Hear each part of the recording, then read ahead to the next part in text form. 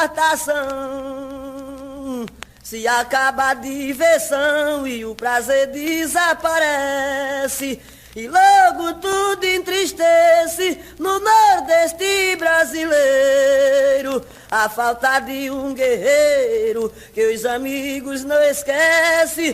Todo o Nordeste entristece quando se acaba um vaqueiro. Oi, oi,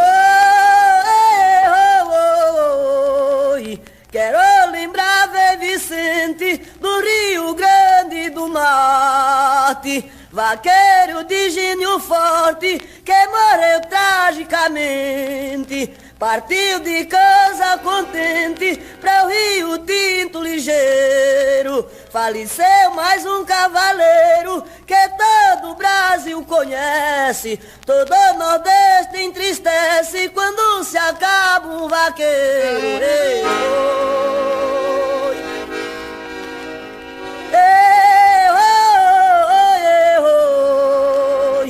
Morreu também Genival, vaqueiro bom do país. Borrego lá na raiz sofreu um golpe infernal. Morreu lá no Matagal este grande cavaleiro. O seu cavalo pandeiro dele nunca se esquece. Todo o Nordeste entristece quando se acaba um vaqueiro. Oi.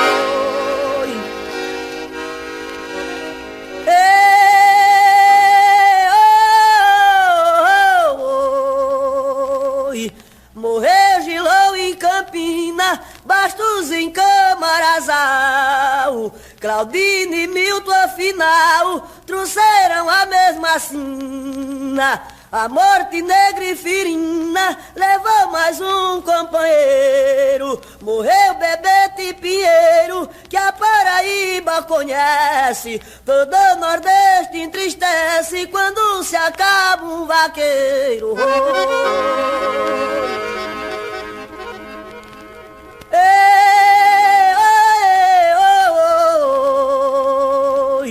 Deus que dê a salvação ao vaqueiro Genival, Bastos de Camarazal, Borrego bom de Morão, a Bebeto um bom irmão e a Benedito Pinheiro, a Zé Vicente o guerreiro que o Rio Grande não esquece. Todo o Nordeste entristece quando se acaba um vaqueiro.